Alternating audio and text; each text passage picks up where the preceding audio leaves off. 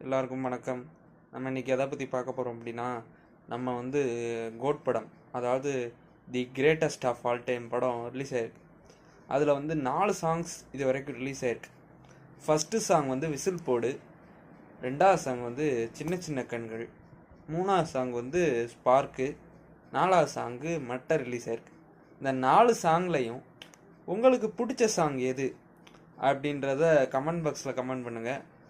Next வந்து என்ன அப்படின்னா, இந்த மட்டை சாங் வந்து தேட்டரில் அவ்வளோ பெரிய செலிப்ரேஷனாக இருக்குது அப்படின்னு சொல்கிறாங்க.